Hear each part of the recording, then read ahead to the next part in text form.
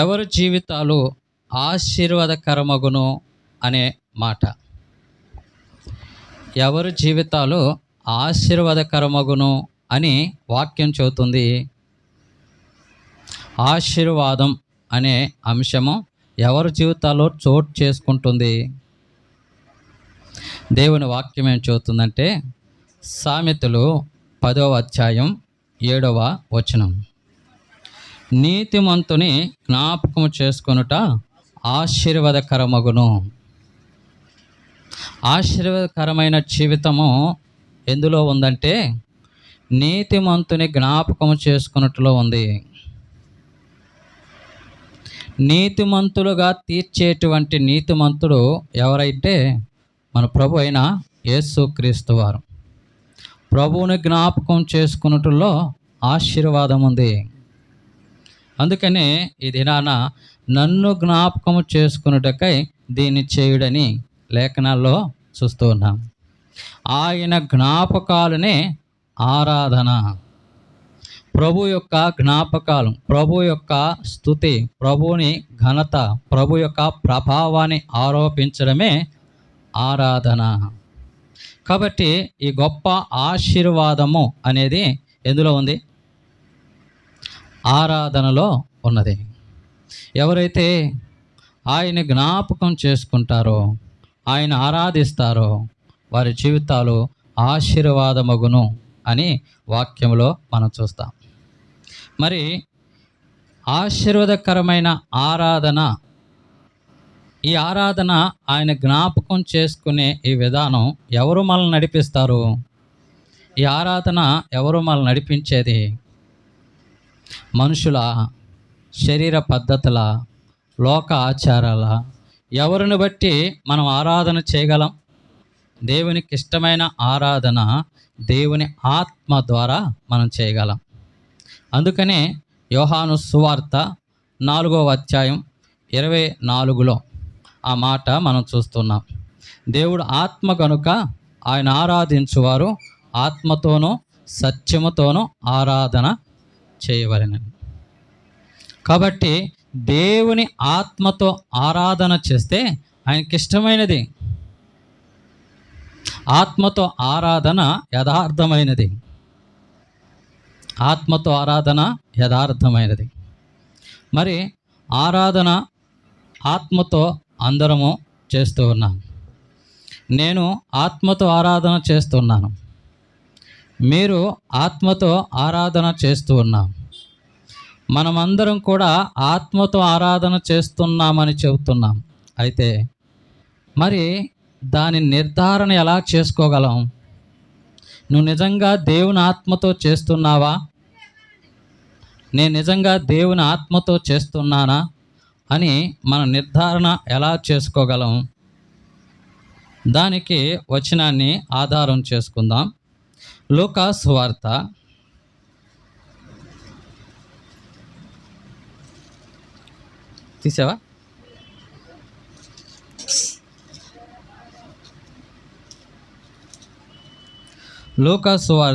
6వ అధ్యాయం 44వ వచనం, ప్రతి చెట్టు తన ఫలము వలన తెలియబడును. ప్రతి చెట్టు తన ఫలము వలన తెలియబడును. అలాగే ఆత్మతో ఆరాధన అనేది దేని బట్టి తెలుస్తుంది? ఆత్మ ఫలమును బట్టి. ఆత్మ ఫలమును బట్టి ఆత్మతో ఆరాధన చేస్తున్నామా లేదా అని మనకు అర్థమవుతుంది. కాబట్టి గలతీయులకు రాసిన పత్రిక 5వ అధ్యాయం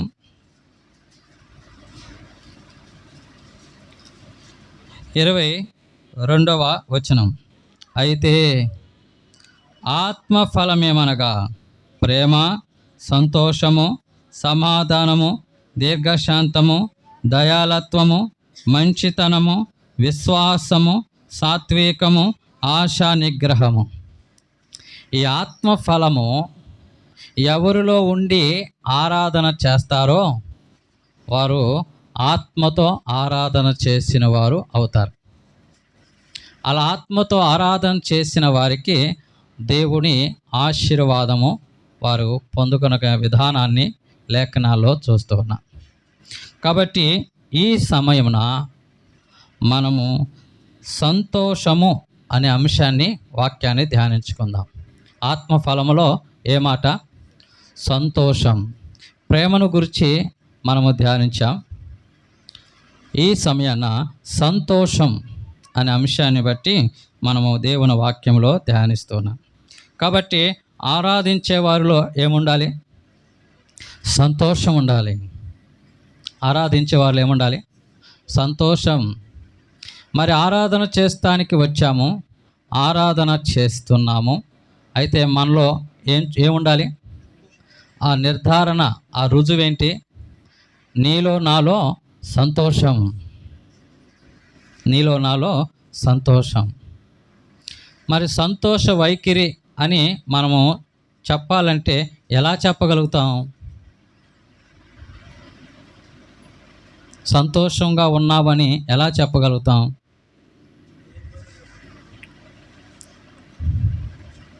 మరి ఈ సంతోషాన్ని మరి గ్రీక్ పదంలో నుంచైనా మనం ఆలోచన చేస్తే చాలా పదాలు, అందులో కొన్ని సాధారణంగా మనం చెప్పుకునేవి. సంతోషం అంటే ఆనందం, ఆనందంగా ఉండడమే సంతోషం. ఇంకా అంతరంగంలో ఆనందం. ఏ ఆనందం? అంతరంగంలో కూడా ఏముండాలి? ఆనందం. ఇంకా దేవుని యందు ఉండే ఆనందం, దేవుని యందున్న ఆనందం. ఈ ఆనందం, ఈ సంతోషం మనము కలిగి ఏం చేయాలి?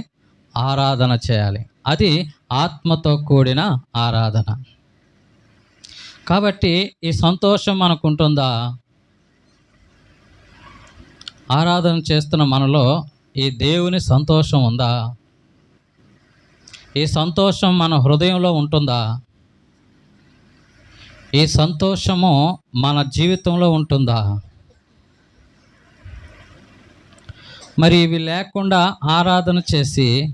ఆరాధన చేస్తున్నాను అనుకుంటే మనము మన జీవితంలో మనం పొరబడుతున్నట్టే.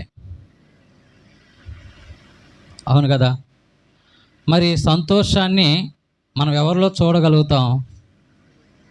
ఎవరిలో చూసి మనం నిర్ధారణ చేసుకుంటాం? ఈ లోకంలో మనుషుల యొక్క సంతోషం ముఖంలోనే కనబడుతుంది, ముఖంలోనే చూపుతూ ఉంటారు. మరి హృదయం ఏమవుతుంది? దుఃఖం.